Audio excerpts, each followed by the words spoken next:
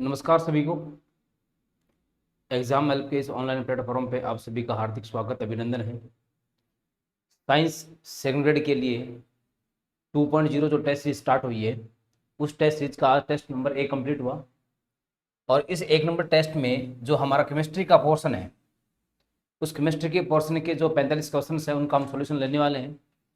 उसमें हमारा जो सिलेबस था वो था केमिकल बॉन्डिंग और मॉलिक्यूलर स्ट्रक्चर। इसी के आधार पर अपने इसमें जो है इसके जो क्वेश्चंस हैं उनको हम सॉल्व करेंगे और इनके जितने भी ऑप्शंस हैं हर ऑप्शंस के बारे में अपन जो है 360 डिग्री एनालिसिस करने वाले हैं।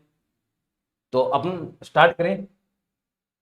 सबसे पहले ये टेस्ट सीरीज जो है आज स्टार्ट हुई 18 मई से। यदि कोई इस टेस्ट सीरीज को परचेज करना चाहता है तो आप इसको ऑनलाइन या ऑफलाइन जो है परचेज कर सकते हैं। और एक जो है ये टेस्ट सीरीज जो है इसमें 3 दिवस तक यानी कि 19 मई तक जो है 35% की छूट रखी गई है, जो कि आपके लिए बहुत ही हेल्पफुल होने वाली है। तो अब इसमें स्टार्ट करें। पहला क्वेश्चन है, निम्न में से किसका गलनांक सबसे अधिक है ना। तो ये प्रश्न जो है किस पर आधारित है? देखो, गलनांक की अगर बात करें तो हमें पता है कि जो गलनांक और क्वथनांक होते हैं वो आयनिक यौगिकों के उच्च होते हैं। ठीक है, यानी कि जो आयनिक यौगिक होते हैं उनके गलनांक और क्वथनांक क्या होते हैं? उच्च होते हैं। ठीक है, ऐसा क्यों होता है? क्योंकि आयनिक यौगिकों के अंदर जो आयन्स होते हैं उन आयन में स्थिर वैद्युत आकर्षण बल पाया जाता है और इसी स्थिर वैद्युत आकर्षण बल के कारण उनके गलनांक और क्वथनांक क्या होते हैं? हाई होते हैं। ठीक है ना, इसी की वजह से उनके मेल्टिंग पॉइंट और उनके जो बॉइलिंग पॉइंट हैं वो क्या होते हैं? वो आपके हाई होते हैं। ठीक है ना। तो अब हमें यहाँ पर क्या देखना है? हमें यहाँ पे देखना है कि किसके अंदर आयनिक लक्षण ज्यादा होंगे। ठीक है, तो बात करें आयनिक लक्षण की, है ना, तो हम बात करते हैं फायंस नियम से। ठीक है, फायंस नियम से बात करें तो फायंस नियम क्या कहता है कि फायंस नियम ये कहता है कि छोटा धनायन और बड़ा ऋणायन जो होती है उनमें ध्रुवणता उत्पन्न होती है और ध्रुवणता उत्पन्न होने से उनके अंदर सहसंयोजी लक्षण आते हैं। यानी कि जो ध्रुवणता होती है, जो पोलैरिटी होती है, वो समानुपाती होती है किसके? वो समानुपाती होती है सहसंयोजी लक्षण के। ठीक है, और ये समानुपाती किस पे डिपेंड करता है? ये डिपेंड करता है धनायन का आकार, ऋणायन का आकार। ऋणायन का आकार जितना बड़ा होगा ध्रुवणता उतनी ही ज्यादा होगी, सहसंयोजी लक्षण उसमें उतने ही ज्यादा होंगे। किसके समानुपाती होती है? ऋणायन का आकार। ठीक है, बटा में धनायन का आकार।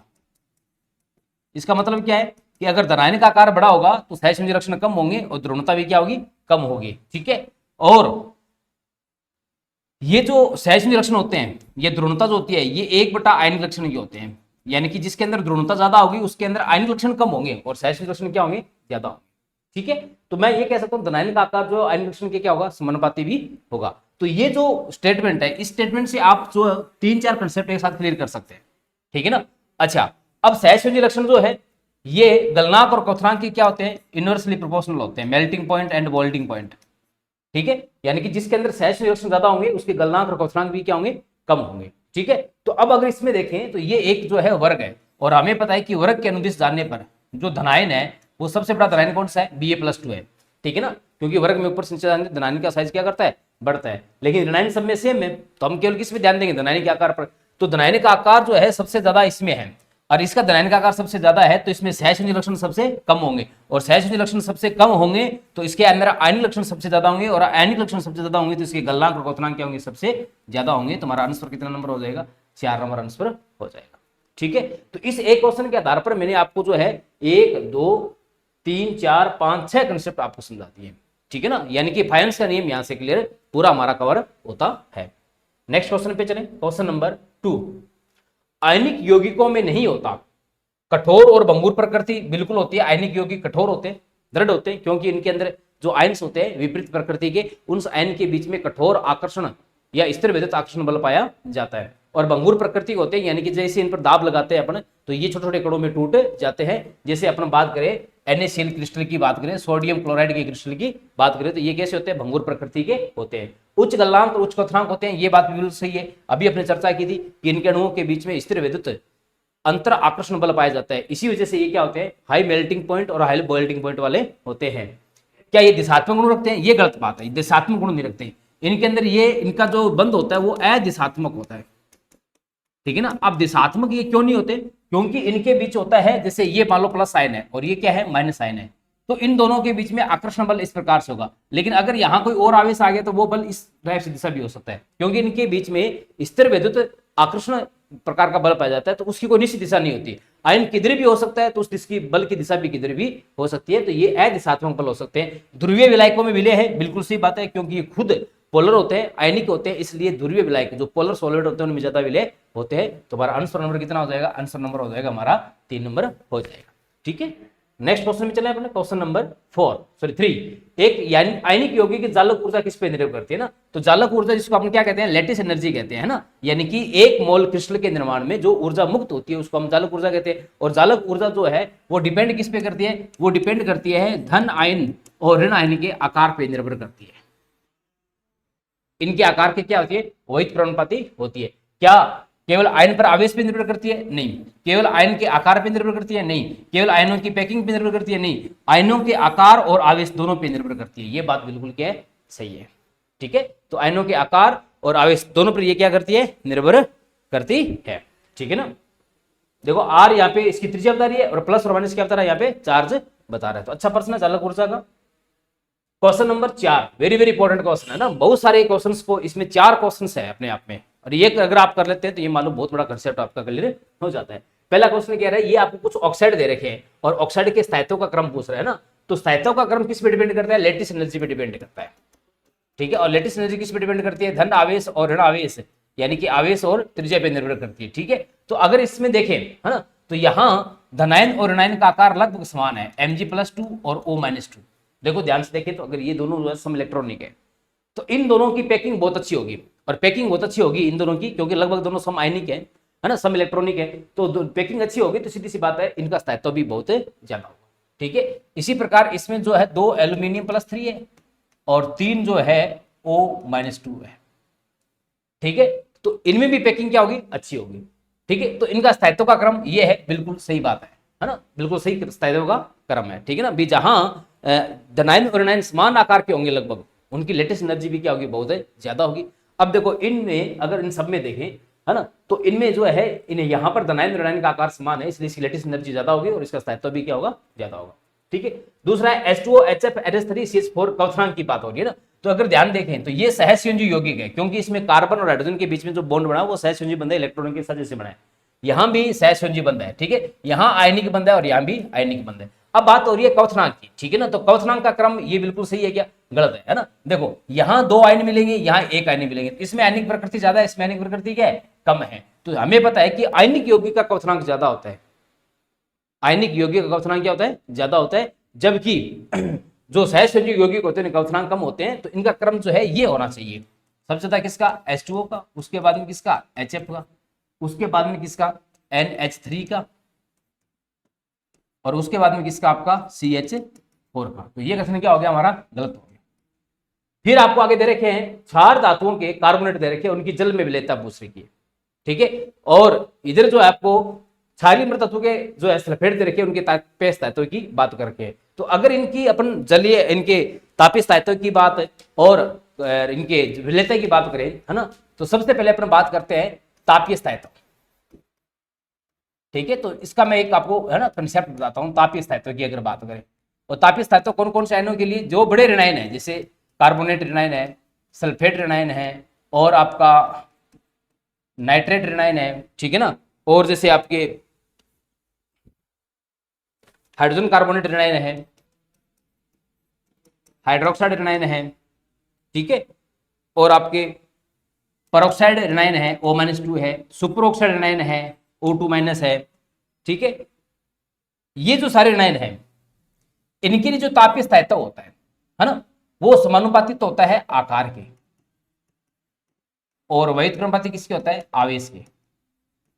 यानी कि मैं इसको एक ऐसे 1/, आयनिक विभव भी कह सकता हूं, ठीक है ना, 1/, इसको आयनिक विभव भी कह सकते हैं।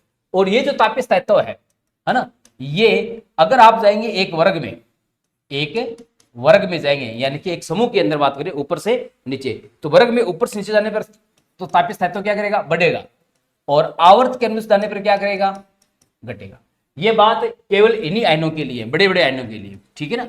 और अगर छोटे ऋणायन हो, ठीक है, छोटे ऋणायन कौन कौन से, जैसे आपका ऑक्साइड है सामान्य, ठीक है, या आपका हाइड्राइड है, या फिर आपका जो है हेलाइड है, या आपका जो है नाइट्राइड है, अगर ऐसे हैं तो इनके लिए जो तापीय स्थायित्व होगा, ठीक है ना, ये वर्ग के अनुदिश तो क्या करता है, घटता है, उसका उल्टा होगा, और आवर्त के अनुदिश क्या करता है, बढ़ता है।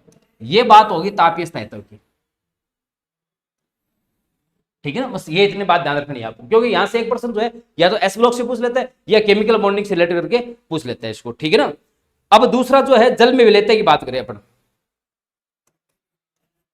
जल में विलेयता, सोल्युबिलिटी इन वाटर, उसके लिए अगर बात करें, ठीक है ना, तो पहली बात अपन करते हैं क्षार धातु हेतु, यानी कि फर्स्ट ए ग्रुप की धातु हेतु।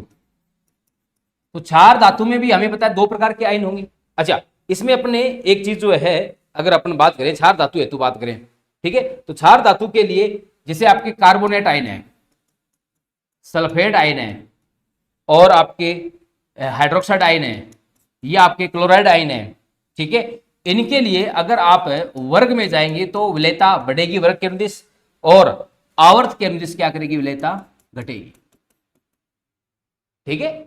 ये किसके लिए, ये कार्बोनेट, सल्फेट, आपके हाइड्रोक्साइड और क्लोराइड के लिए ये बात हो रही है, ठीक है। और अगर यहां पर क्लोरिक ये हो, ClO4 माइनस या I माइनस हो, तो ये उल्टा होगा, वर्ग के अनुदिश क्या करेगी, घटेगी, और आवर्त के अनुदिश क्या करेगी, बढ़ेगी, ठीक है। ये मतलब पूरा इसका निचोड़ एक जगह अपने लिख लेंगे, ठीक है। इसी प्रकार अगर बात हो क्षार्य मृदा धातु पे, क्षारीय मृदा धातु हेतु,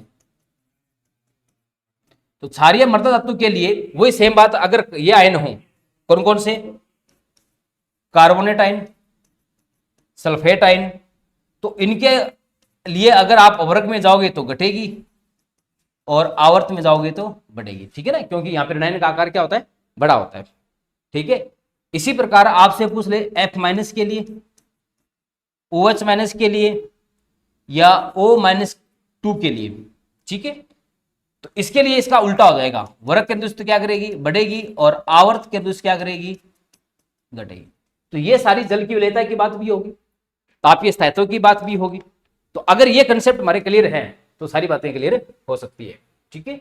अब देखो, ये कार्बोनेट दे रखे आपको क्षार धातु के, है ना, ये बात हुई जल की विलेयता में।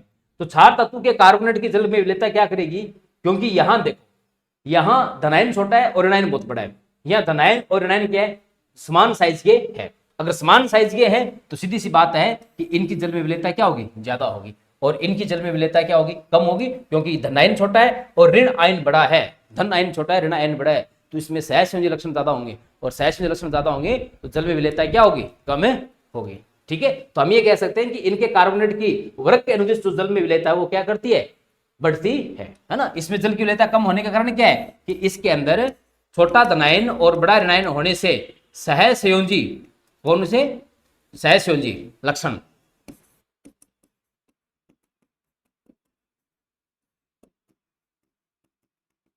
ज्यादा है। तो सहसंयोजी लक्षण ज्यादा है तो सीधी सी बात है जल में विलेयता क्या होगी, कम होगी, है ना, क्योंकि सहसंयोजी यौगिक जो होते हैं वह कार्बनिक विलायकों में ज्यादा विलय होते हैं, ठीक है। इसी प्रकार इनके बात करें सल्फेट के तापीय स्थायित्व की, है ना, तो देखो यहां जो तापीय स्थायित्व की बात हो रही है, ये बेरिलियम है और ये सल्फेट है, छोटा धनायन बड़ा ऋणायन है ना, ठीक है, छोटा धनायन और बड़ा ऋणायन है, ठीक है।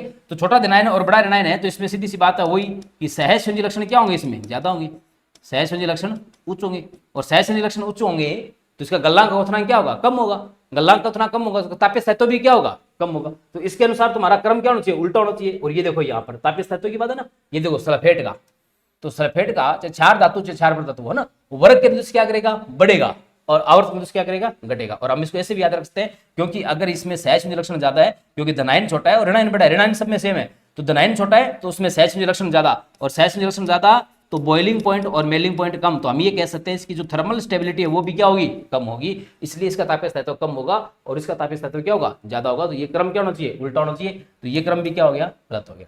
फिर है lithium hydrogen carbonate, sodium hydrogen carbonate, potassium hydrogen carbonate, rubidium hydrogen carbonate, ये तापीय स्थायित्व है ना। तो यहाँ पर देखो वो सेम बात है, देखो यहाँ पे लिथियम हाइड्रोजन कार्बोनेट, लिथियम छोटा धनायन है और हाइड्रोजन कार्बोनेट क्या है, बड़ा ऋणायन है, तो ध्रुवण ज्यादा होगा, और ध्रुवणता ज्यादा होगी तो सहसंयोजी लक्षण ज्यादा होंगे, सहसंयोजी लक्षण ज्यादा होंगे तो तापीय स्थायित्व क्या होगा, कम होगा। तो ये बात क्या है, बिल्कुल सही है। तो पूछा क्या है, असम्मिलित कौन सा, तो असम्मिलित 2 और 4 है, ठीक है ना।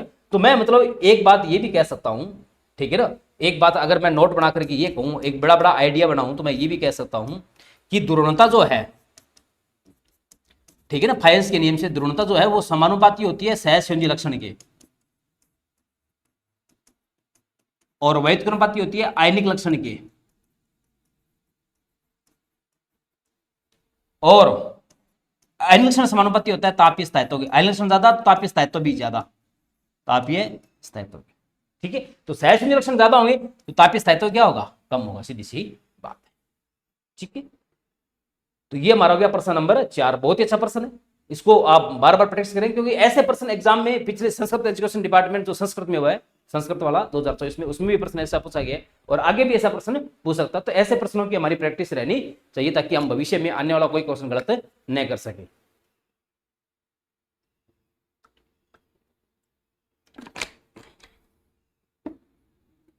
चलिए आगे, क्वेश्चन नंबर 5।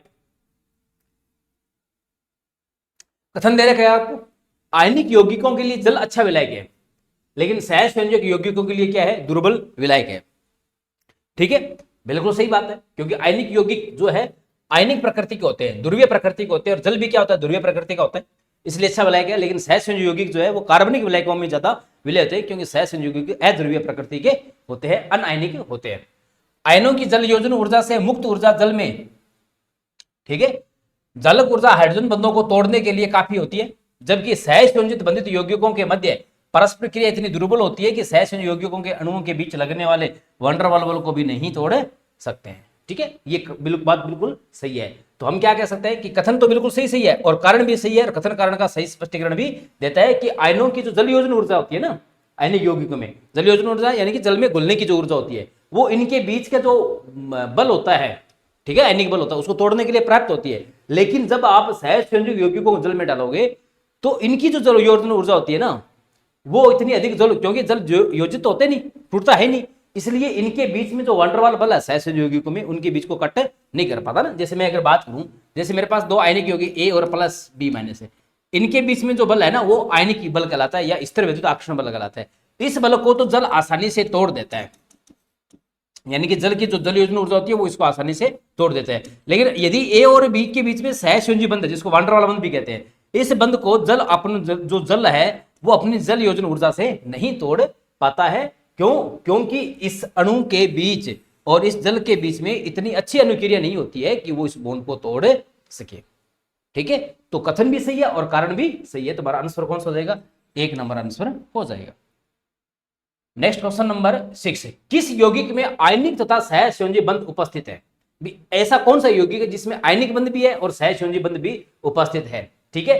अगर बात करें CCl4 की, तो इसमें कार्बन है और 4 क्लोरीन है ना, और हमें पता है कि प्रत्येक कार्बन और प्रत्येक क्लोरीन के बीच में एक एक इलेक्ट्रॉन का ही साझे से सहसंयोजी बंध बने हुए हैं। कितने बंध बने हुए हैं, 4 बंध बने हुए हैं। तो यहां पर सारे के सारे जो है, इसमें तो सारे के सारे कौन से बंध है, सारे के सारे कोवलेंट बॉन्ड यानी कि सहसंयोजी बंध है, यहां पर कोई आयनिक बंध नहीं है, ठीक है।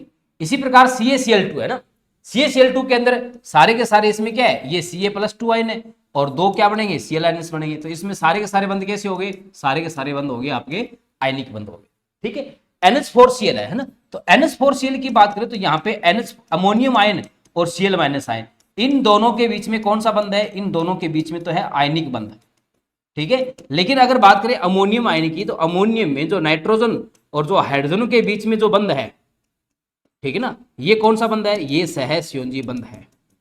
तो मतलब मैं ये कह सकता हूं कि इसके अंदर आयनिक और सहसंयोजिक दोनों प्रकार के बंध उपस्थित है, ठीक है ना। H2O के अंदर, इसके अंदर जो है कौन से बंध उपस्थित है, इसके अंदर आयनिक बंध उपस्थित है, किसके बीच, OH- और H+ के बीच। तो आंसर नंबर, सॉरी, इसका आंसर नंबर कितना हो जाएगा, 3 नंबर आंसर हो जाएगा। नेक्स्ट ले, निम्नलिखित कथनों में से कौन सा सहसंयोजी बंध के बारे में सही नहीं है, ठीक है। पहला प्रश्न है, इलेक्ट्रॉन परमाणुओं के बीच साझे से बने होते हैं, बिल्कुल सही बात है ना। दो परमाणुओं के बीच में एक एक इलेक्ट्रॉन के पेयरिंग से जो बॉन्ड बनता है उसको हम क्या कहते हैं, सहसंयोजी बंध कहते हैं। बंध अदिशिक होता है, ये गलत बात है ना। यहां देखो आयनिक बंध अदिशिक होता है, लेकिन सहसंयोजी बंध कैसा होता है? सहसंयोजी बंध दिशात्मक होता है, इसकी एक निश्चित दिशा होती है, ठीक है ना, क्योंकि इस पे आयन उत्पन्न नहीं होते। बंध का बल अतिव्यापन की सीमा पे निर्भर करता है, ठीक है, ये बात बिल्कुल सही है कि कितना अतिव्यापन हो रहा है ना। जैसे इसका जो p ऑर्बिटल है या इसका s ऑर्बिटल है, ठीक है, अगर इसका s है और इसका p है तो इस p और s के बीच में ये जो ओवरलैपिंग हो रही है इस पर ये डिपेंड करता है। बिल्कुल सही बात है, अतिव्यापन की सीमा पर निर्भर करता है। अतिव्यापन ज्यादा हो रहा है तो बंध स्ट्रॉन्ग होगा, अतिव्यापन कम हो रहा है तो बंध दुर्बल होगा। जो बंध बनता है वह ध्रुवीय हो भी सकता है और नहीं भी हो सकता है, ये भी बात बिल्कुल सही है। पोलर हो भी सकता है और नहीं भी हो सकता। तुम्हारा आंसर कौन सा हो गया? आंसर हो गया इसमें बी नंबर आंसर हो गया। नेक्स्ट क्वेश्चन, अष्टक नियम निम्न से कौन से अणु के लिए लागू नहीं होता? यानी कि इसमें से ऐसा कौन सा अणु है जिसका केंद्रीय धातु परमाणु अपना अष्टक पूरा नहीं रखता? बात करें अपन कार्बन की, तो कार्बन में देखो, ठीक है, कार्बन डाइऑक्साइड की, तो कार्बन में इसमें 2 ऑक्सीजन है, इसमें अष्टक नियम की पूर्णता पालना हो रही है। इसकी वैलेंसी पूर्णता क्या है? संतुलित है, 2 2 4, ठीक है। और ये देखो, ये कार्बन का अष्टक भी पूरा है और है ना ऑक्सीजन का अष्टक भी पूरा है ना। कार्बन का अष्टक पूरा कैसे? ये देखो, इसने सहसंयोजी बंध बना करके ये अपने 8 इलेक्ट्रॉन पूरे कर लिए ना, 1 2 3 4 5 6 7 और 1 8। ऑक्सीजन के पूछे तो ये ऑक्सीजन के 8 इलेक्ट्रॉन पूरे हैं, देखो इसमें ध्यान से, 1 2 3 4 5 6 7 और 1 8। इस ऑक्सीजन के पूछे तो इसके ये 8 पूरे हैं, यानी कि इसमें प्रत्येक परमाणु का अष्टक क्या है? कंप्लीट है। इसी प्रकार बात करें H2O की, तो H2O में ऑक्सीजन है और हाइड्रोजन है। हाइड्रोजन का हमें पता है कि डुप्लेट होता है, तो हाइड्रोजन के, इस हाइड्रोजन के 2 इलेक्ट्रॉन ये पूरे हैं, इस हाइड्रोजन के 2 इलेक्ट्रॉन ये पूरे हैं। ऑक्सीजन से हमें ऑक्सीजन पे पता है ये होते हैं, तो ऑक्सीजन के ऑक्टेट देखो, ये देखो इसमें 8 इलेक्ट्रॉन पूरे हैं, 2 2 4 2 6 और 2 8, तो ये किसका हो गया? H2O हो गया। बात करें कार्बन मोनोऑक्साइड की, तो कार्बन मोनोऑक्साइड में क्या होते हैं? कार्बन पे है ना जो है इस टाइप से जुड़ते हैं, ठीक है। तो इसमें देखो ध्यान से, इस ऑक्सीजन पर है 6 इलेक्ट्रॉन और कार्बन पर ये 2 बच गए, तो यहां 2 2 4 2 6, इसका अष्टक कंप्लीट नहीं हो सकता और इसका भी अष्टक कंप्लीट हो सकता है, तो ये जो है अष्टक नियम की पालना नहीं करता। बात करें O2 की, तो O2 में देखो इस टाइप से O2 होता है ना, ये 4 इलेक्ट्रॉन तो बंद बनाने का काम आ गए, ये इसके 4 लोन पेयर, ये इसके 4 लोन पेयर, तो इसके 8 इलेक्ट्रॉन ये पूरे हो गए, इसके 8 इलेक्ट्रॉन ये पूरे हो गए, यानी कि ये तो अष्टक नियम की पालना करता है, ये पालना नहीं करता। तो आंसर कौन सा हो जाएगा? सी नंबर आंसर हो जाएगा, ठीक है। Next question number 9, calcium hydride, ammonia, sodium hydride और डाइबोरेन B2H6 इसको अपन बोलते हैं, में कौन सा हाइड्राइड सहसंयोजी है ना? तो सहसंयोजी कौन सा हाइड्राइड होगा? सीधी सी बात है, सहसंयोजी हाइड्राइड किसमें होगा? जिसमें अधातु प्लस हाइड्रोजन से जो हाइड्राइड बना हुआ है, ठीक है, वो तो होगा सहसंयोजी। और एक कौन सा होता है? आयनिक हाइड्राइड। आयनिक कौन सा होगा? धातु प्लस हाइड्रोजन से बना हुआ, ये कौन सा होता है? आयनिक हाइड्राइड होता है, ठीक है ना। अब देखो इसमें 4 तरह के हैं, कैल्शियम, अमोनियम, सोडियम और ये। अगर चर्चा कर लेते हैं अपन, तो सोडियम जो है ये यहां होता है, कैल्शियम जो है सोडियम के बाद में यहां मैग्नीशियम होता है, ये यहां क्या होता है? कैल्शियम होता है, ठीक है। फिर उसके बाद में ये यहां बोरोन होता है और ये यहां पे क्या होता है? नाइट्रोजन होता है, ठीक है ना। अब देखो अपने, ये धातु है, sodium plus magnesium calcium plus 2 के रूप में रहता है, ठीक है, और ये अधातु है। तो इन दोनों के जो हाइड्राइड होंगे वो कैसे होंगे? ये होंगे आपके सहसंयोजी हाइड्राइड, और ये कैसे होंगे? आयनिक हाइड्राइड। तो सहसंयोजी कौन कौन से हो गए? एक तो अमोनिया वाला हो गया और एक डाइबोरेन वाला हो गया। आंसर नंबर कौन सा हो जाएगा? 1 नंबर आंसर हो जाएगा, ठीक है। और ये कैसे हो जाएंगे? हाँ, ये कैसे हो जाएंगे? ये हो जाएंगे आपके आयनिक हाइड्राइड हो जाएंगे, ठीक है, क्योंकि इनमें धातु आयन और हाइड्रोजन के बीच वितरणता अंतर क्या ज्यादा है। प्रश्न नंबर 10, निम्न में से यौगिक जो डैट्यू बंध रखते हैं, डैट्यू मतलब उप सहसंयोजी बंध रखते हैं, है ना। तो CH3 मेथिल आइसोसाइनाइड में बात करें तो इस नाइट्रोजन और कार्बन के बीच में एक जो है उप सहसंयोजी बंध होता है। इसी प्रकार इसमें है ना, ये जो संकुल यौगिक है इसमें धातु और साइनाइड जो है ये आपस में कौन से बंध से जुड़े रहते हैं? ये आपस में उप सहसंयोजी बंध से जुड़े रहते हैं, तो इसके अंदर भी होगा, ठीक है।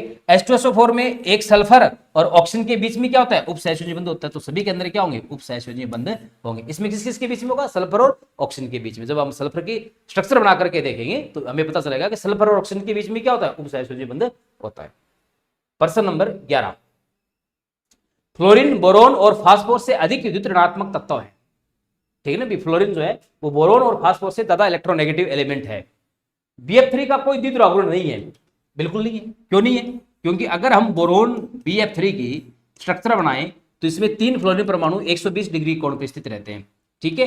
तो इसमें अगर द्विध्रुवागुण दिशा निकालें तो इसकी ऐसे आएगी, इसकी ऐसे आएगी और इसकी ऐसे आएगी। इन दोनों का परिणामी यहां पर आएगा और ये जो परिणामी द्विध्रुवागुण है ये इससे क्या हो जाएगा, कैंसिल हो जाएगा। इसलिए इसका नेट जो द्विध्रुवागुण वो कितना होगा, 0 होगा, ठीक है। जबकि PF3 का होता है, PF3 का होता है, कारण PF3 में अगर बनाए अपन 3 फ्लोरीन होती है, 1 2 और 3, है ना। और यहां पर एक क्या बचेगा, लोन पेयर बचेगा। तो इन दोनों का, इसका ऐसे होगा द्विध्रुवागुण, इसका ऐसे होगा, इसका ऐसे होगा, इन दोनों का रिजल्टेंट भी आएगा, लेकिन इसका ऐसे होगा तो यहाँ पे कुछ ना कुछ तो द्विध्रुवागुण बचेगा, क्योंकि लोन पेयर के कारण थोड़ा कम होता है और इसकी वजह से ज्यादा होगा। तो यहाँ पे दो जुड़ रहे हैं, एक इसका और इसका परिणामी और एक खुद वाला, दो जुड़ रहे हैं, तो यहाँ ज्यादा द्विध्रुवागुण होगा इसकी कंपेयर में, तो कुछ ना कुछ होगा। इससे क्या परिणाम निकाला जा सकता है, BF3 गोलाकार सममित नहीं है जबकि PF3 सममित है, ये तो गलत बात है। PF3 सममित का है नहीं है, बिल्कुल भी गलत बात है। BF3 अणु रेखीय होना चाहिए, ये भी गलत बात है, रेखीय नहीं होना चाहिए, त्रिकोणीय समतलीय होना चाहिए, है ना। फास्फोरस की प्रमाणित त्रिज्या बोरोन की प्रमाणित त्रिज्या से अधिक होती है, ये बात भी गलत है, कोई यहाँ पे इसका जो है मतलब संबंध नहीं रखता है। BF3 अणु समतलीय त्रिकोणीय चाहिए, ये बात सही है ना, समतलीय त्रिकोणीय होगी तभी तो इसका द्विध्रुवागुण क्या होगा, 0 होगा। तो आंसर कौन सा हो जाएगा हमारा, 4 नंबर आंसर हो जाएगा, ठीक है। तो ये द्विध्रुवागुण पे बना हुआ एक अच्छा प्रश्न है। नेक्स्ट क्वेश्चन, निम्नलिखित में से कौन सा अध्रुवीय है, नॉन पोलर कौन सा है, ये तो हमसे पूछा है। नॉन पोलर कौन सा होगा, देखो नॉन पोलर कौन सा होता है, अध्रुवीय कौन सा होगा, तो अध्रुवीय होगा जिसके अंदर आयन नहीं बन सकते, यानी कि जिसके लिए द्विध्रुवागुण का मान कितना होगा, 0 होगा। अगर बात करें अपने PCl5 के लिए, है ना, तो फास्फोरस में 5 क्लोरीन एटम जुड़े हुए हैं, 1 2 3, एक ये, ठीक है, ये है ना, 5 जुड़े हुए। तो इसका द्विध्रुवागुण ऐसे, इसका ऐसे, इसका ऐसे, इसका ऐसे, इसका ऐसे, ये तो कैंसिल कर देंगे, लेकिन इन दोनों का जो परिणामी आएगा वो इसको कैंसिल नहीं कर पाएगा। यानी कि इसकी आकृति इस प्रकार है कि इसके द्विध्रुवागुण 0 नहीं हो सकता, क्योंकि इसकी आकृति सममित नहीं है। कैसी है ये, असममित आकृति है, और असममित जो अणु होते हैं उसका द्विध्रुवागुण कभी भी 0 नहीं होता है, ठीक है। PCl3 है, इसका भी द्विध्रुवागुण 0 नहीं होगा, क्योंकि ये भी कैसा है, असममित है। SF6 की बात करें तो SF में, है ना, 1 सल्फर 6 फ्लोरीन है, तो 4 फ्लोरीन तो ऐसे चारों वर्ग के कोने पर, और 5वीं फ्लोरीन एक ऊपर एक नीचे। इसका द्विध्रुवागुण ऐसे, इसका ऐसे, इसका ऐसे, इसका ऐसे, ये चारों आपस में क्या हो जाएंगे, कैंसिल हो जाएंगे, इसका ऐसे कैंसिल हो जाएगा, इसका ऐसे कैंसिल हो जाएगा। और इसको अगर ऐसे मैं काटूं तो एक सममित अणु भी बन सकता है। तो अगर ये सममित अणु है तो सममित अणु का द्विध्रुवागुण हमेशा कैसा होगा, 0 होगा, और 0 होगा तो ये अध्रुवीय होगा, ध्रुवीय नहीं होगा। तो आंसर कितना हो जाएगा हमारा, C नंबर हो जाएगा, ठीक है। इसी प्रकार जब IF7 बनाओगे तो ये भी कैसा अणु है, ये भी असममित अणु है, और असममित अगर अणु है तो इसका भी द्विध्रुवागुण 0 नहीं होगा, इसलिए ये भी ध्रुवीय हो सकता है, ठीक है। तो आंसर कौन सा हो जाएगा हमारा, 3 नंबर आंसर हो जाएगा। Next question, question number 13, Fazan नियम के अनुसार सहसंयोजी बंध बनाने के लिए सही परिस्थितियां कौन सी है। सहसंयोजी बंध बने तो सहसंयोजी बंधन के लिए जो धनायन है, ठीक है ना, धनायन का आकार क्या होना चाहिए, छोटा होना चाहिए, और ऋणायन क्या होना चाहिए, बड़ा होना चाहिए। छोटा धनायन और बड़ा ऋणायन होना चाहिए, तभी तो ध्रुवणता ज्यादा होगी, और ध्रुवणता ज्यादा होगी तो सहसंयोजी लक्षण क्या आएंगे, ज्यादा आएंगे। तो छोटा धनायन और बड़ा ऋणायन, यानी कि आंसर नंबर कितना हो जाएगा हमारा, 3 नंबर आंसर हो जाएगा। ये हो गया प्रश्न नंबर आपका 13। क्वेश्चन नंबर 14, सही कथन को छांटिए। एनायन ध्रुवणता अधिक उच्च आवेशित धन आयनों द्वारा होती है ना। एनायन की ध्रुवणता यानी कि ऋणायन है, तो कोई अगर आपके पास धनायन है, जैसे मान लो मेरे पास ए धनायन है, इस पर जितना अधिक प्लस आवेश होगा उसका आकार उतना छोटा होगा, तो उसकी ध्रुवणता भी क्या होगी, इसके द्वारा ज्यादा होगी। तो ये बात बिल्कुल क्या है, सही है। छोटे धन आयन में एक ऋण आयन को ध्रुवित करने की न्यूनतम क्षमता होती है, ये गलत बात है, न्यूनतम नहीं होती छोटे धन आयन में। तो छोटे धन आयन में तो एक ऋण आयन को ध्रुवित करने की क्षमता क्या होती है, अधिकतम होती है, तो ये बात गलत होगी। छोटे ऋण आयनों में अधिकतम ध्रुवण क्षमता होती है, ये गलत बात है। छोटे ऋण आयनों में जो है वो न्यूनतम ध्रुवण क्षमता होती है, क्योंकि ध्रुवण क्षमता तो बड़े ऋण आयनों में ज्यादा होती है, ठीक है। इनमें से कोई नहीं, तो आंसर कौन सा हो जाएगा हमारा, आंसर नंबर हो जाएगा इसका 1 नंबर। ये हो गया प्रश्न नंबर आपका 14। प्रश्न नंबर 15 पे चले। Lithium chloride, rubidium chloride, beryllium chloride और मैग्नीशियम क्लोराइड यौगिकों में क्रमशः अधिकतम और निम्नतम आयन लक्षण कौन प्रदर्शित करेगा, है ना। तो लिथियम क्लोराइड देखो ये यहां है, लिथियम प्लस, और रुबिडियम क्लोराइड ये यहां है, बेरिलियम क्लोराइड Be+2 यहाँ है और Mg+2 यहाँ है। ठीक है, अब प्रश्न क्या पूछा अपने से, प्रश्न पूछा है कि इनमें अधिकतम और निम्नतम आयनिक लक्षण, सबसे ज्यादा आयनिक लक्षण किसमें होंगे, है ना। देखो जिसमें ध्रुवणता सबसे कम होगी, तो इन दोनों में से बड़ा साइज किसका है, इसका है। तो सबसे भी बड़ा साइज तो रुबिडियम का ही होगा। इन चारों आयनों में अगर बात करें अपन रुबिडियम प्लस की, है ना, तो साइज बड़ा इसका ही होगा। तो इसके अंदर ध्रुवणता कम होगी, और ध्रुवणता कम होगी तो आयनिक लक्षण क्या होंगे, ज्यादा। तो सबसे ज्यादा अधिकतम जो आयनिक लक्षण है वो तो किस में होंगे, वो RbCl में होंगे। क्यों, क्योंकि Rb जो प्लस है इसका आकार क्या है, उच्च आकार है। ठीक है ना, क्यों वर्ग में इधर है। ठीक है, और निम्नतम सबसे छोटा जो धनायन, देखो धनायन ये भी है और धनायन ये भी है, लेकिन हमें पता है कि आवर्त में इधर से इधर जाते हैं तो साइज क्या करता है, घटता है। तो सबसे छोटा धनायन कौन सा हो गया, ये हो गया, है ना। तो जो BeCl2 है इसमें न्यूनतम आयनिक लक्षण होंगे। क्यों, क्योंकि सबसे छोटा धनायन है, तो छोटा धनायन है तो ध्रुवणता ज्यादा होगी, और ध्रुवणता ज्यादा होगी तो सहसंयोजक लक्षण ज्यादा होंगे, और सहसंयोजक लक्षण ज्यादा होंगे तो आयनिक लक्षण क्या होंगे, सबसे कम होंगे। तो अनुस्वर नंबर कितना हो जाएगा हमारा, B नंबर अनुस्वर हो जाएगा। ठीक है, तो ऐसे प्रश्न एग्जाम में पूछ सकता है। ये फाइनेंस नियम पर आधारित प्रश्न है ना, कोई बड़े प्रश्न नहीं है, ये बिल्कुल कंसेप्ट आधारित क्वेश्चन है। तो 15 नंबर हो गया अपना, 15 नंबर का हो गया। आंसर नंबर आपका कौन सा, 2 नंबर हो गया।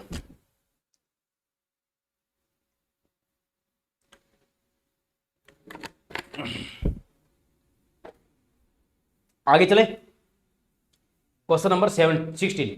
निम्न में से किस प्रकार के अतिव्यापन द्वारा एक पाई बंध बनता है। एस अतिव्यापनों का अक्षय अतिव्यापन। तो एस तो गोलाकार आकृति के होते हैं, तो अक्षय के तो दृक्षय के तो, है ना। तो इसमें तो कौन सा बॉन्ड बनता है, सिग्मा बॉन्ड बनता है।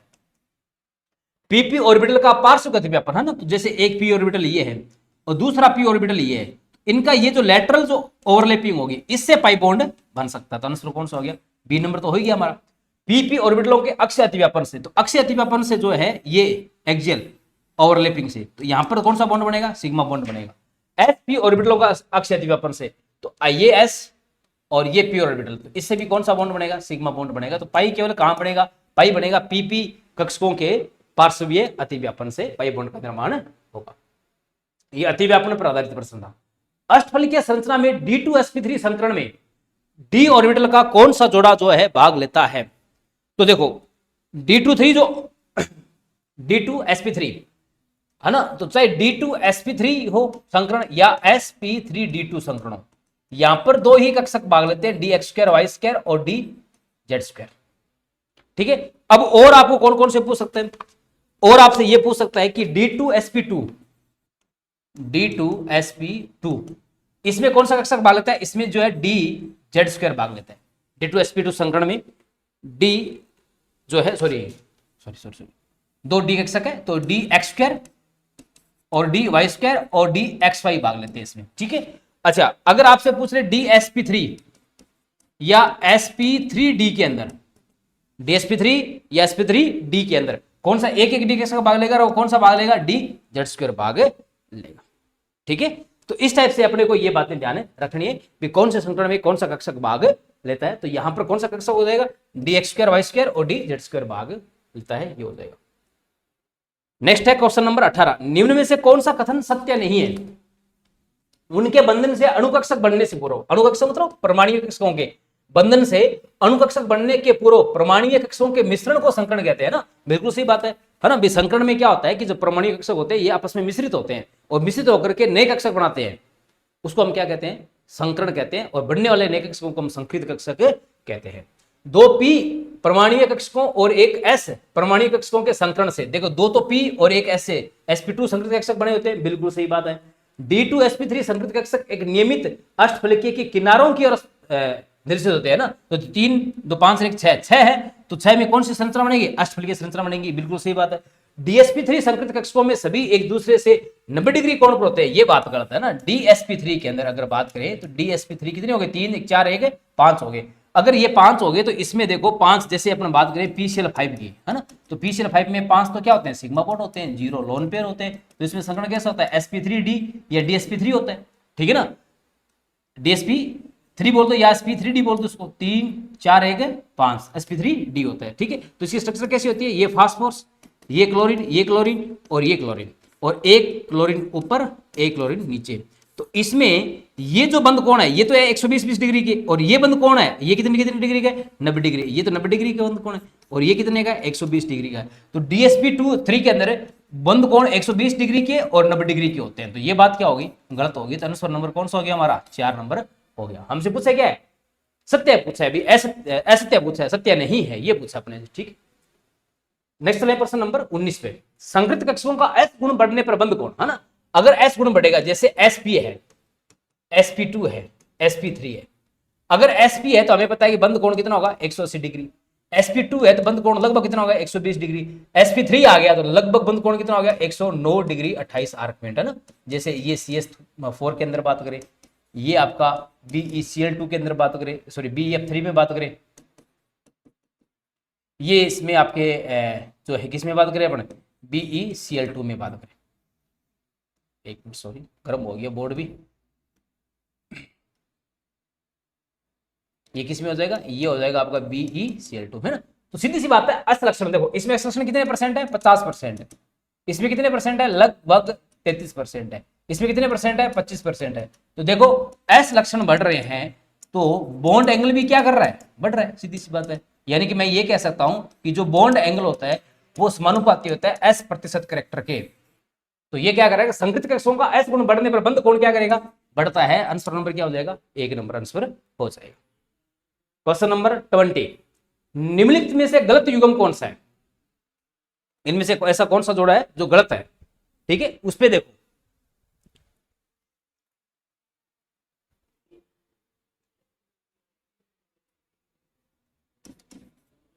ब्रोमियम पेंटाफ्लोराइड, 5 तो सिग्मा हो गए, क्योंकि ब्रोमीन पर 7 संयोजकता इलेक्ट्रॉन होते हैं, उसमें 5 ने सिग्मा बना लिए। पीछे कितने बच गए, 2 इलेक्ट्रॉन बच गए। 2 इलेक्ट्रॉन के क्या बन गया, एक लोन पेयर बन गया। तो कितने कक्षक बन गए टोटल, 6। 6 के लिए क्या होगा, sp3d2, है ना। तो इसकी स्ट्रक्चर कैसे हो सकती है, ये ब्रोमीन 5 फ्लोरीन।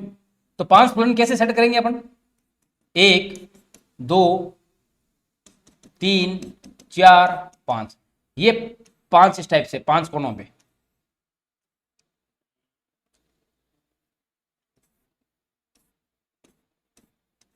ठीक है, और एक लोन पेयर बच गया। तो ये कह रहा है इसकी आकृति त्रिकोणीय द्विपिरामिडी होगी क्या, त्रिकोणीय द्विपिरामिडी तो इसकी आकृति नहीं हो सकती। तब होती जब यहां पर कैसा होता, ये होता sp3d होता और 0 लोन पेयर होते हैं ना, तो ये कैसा होता, त्रिकोणीय द्विपिरामिडी होगी, ठीक है ना। तो ये तो क्या होगी, ये जो है पंचकोणीय है कह सकते हैं अपन, ठीक है। तो यह बात क्या होगी, गलत होगी। तो आंसर नंबर 1 ही हो गया, गलत सम्मिलित कुछ SF4 सीसो, बिल्कुल इसकी स्ट्रक्चर इस प्रकार होती है ना। अभी SF4 में 4 सिग्मा हो गए, पीछे 6 इलेक्ट्रॉन होते हैं, 6 में 4 सिग्मा बन गए, 2 बच गए, एक लोन पेयर बच गया, ये लोन पेयर यहां पे आ गया, है ना। तो ये देखो ये इस टाइप से ये सीसो बन गया। तो ये बात तो बिल्कुल क्या है, सही है। ClF3 टी आकार का होता है। ClF3 की बात करें, है ना, तो 3 सिग्मा हो गए और 7 इलेक्ट्रॉन होते हैं, 2 क्या हो गए, लोन पेयर हो गए। तो क्लोरीन 1F 2F और ये 3F, ठीक है ना। तो अब लोन पेयर जब आएंगे तो ये क्या करेंगे, इस टाइप से हो जाएंगे, 1F 2F 3F। अब एक लोन पेयर ये ऐसे स्टेबल हो गया, एक लोन ये ऐसे, है ना। यानी कि लोन पेयर जो है वो अणु की आकृति को क्या करते हैं, है ना, परिवर्तित कर देते हैं। तो ये देखो ये टी शेप बन गया आपका। तो ये बात भी बिल्कुल सही है। अमोनियम आयन, इसमें sp3 संकरण होगा, और sp3 संकरण होगा तो चतुष्फलकीय स्ट्रक्चर होगी। क्यों, क्योंकि 4 सिग्मा और 0 लोन पेयर, है ना, क्योंकि एक 5 इलेक्ट्रॉन होते हैं, एक निकल गया। तो 4 सिग्मा यानी कि 4 संकृत कक्षक, 4 संकृत कक्षक के लिए क्या होगा, sp3, और sp3 0 लोन पेयर हो तो मूल आकृति क्या होती है, चतुष्फलकीय होती है। तो ये बात बिल्कुल सही है। तो असम्मिलित कौन सा हो गया, कथन नंबर 1 हो गया।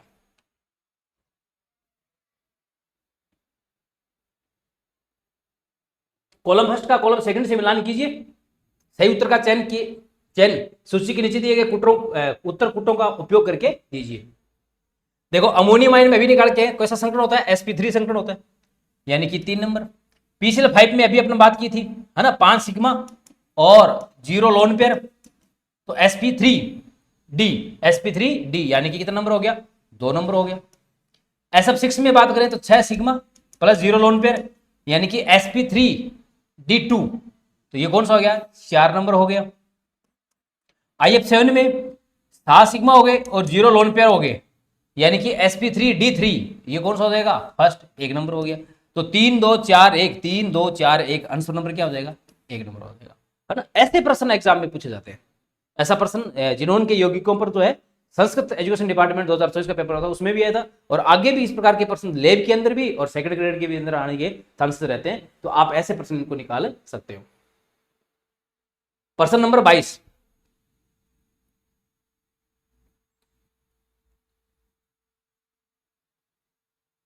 H2S NH3 BF3 और SiHF4 में बंद कोणों का बढ़ता हुआ सही क्रम कौन सा है ना। देखो, बॉन्ड एंगल जो होता है ना, वो लोन पेयर की संख्या पर भी डिपेंड करता है। अगर लोन पेयर की संख्या ज्यादा है तो बॉन्ड एंगल क्या होगा, कम होगा। अगर मैं बात करूं BF3 SiH4, तो इसके अंदर 0 लोन पेयर है, इसके अंदर भी 0 लोन पेयर है। बात करूं मैं NH3, तो NH3 में नाइट्रोजन पर 1 लोन पेयर है, और बात करूं H2S में तो S पर 2 लोन पेयर है। तो सीधी सी बात है, इसका बंद कोण तो सबसे कम होगा, उससे ज्यादा NH3 का होगा। अब बात करें अपने कि BF3 और SiH4 में कितना होगा ना, तो BF3 में हमें पता है कि बंद कोण कितना होता है, 120 डिग्री होता है। क्यों, क्योंकि इसके अंदर कैसा संकरण है, sp2 संकरण है, और sp2 संकरण है, 0 लोन पेयर है, तो 120 डिग्री होगा। इसके अंदर हमें पता है कि कितने होते हैं बंद कोण, है ना, इसमें बंद कोण कितना डिग्री होता है, 90 डिग्री होता है। या sp3 संकरण आएगा, और sp3 संकरण आएगा, तो sp3 संकरण का बंद कोण हमें पता है कि sp2 से तो क्या होगा, कम होगा। तो सबसे अधिक जो बंद कोण तो किसका हो गया, BF3 का हो गया, उससे कम किसका होगा, SiH4 का। तो आंसर कौन सा हो जाएगा हमारा, एक नंबर आंसर हो जाएगा। ठीक है,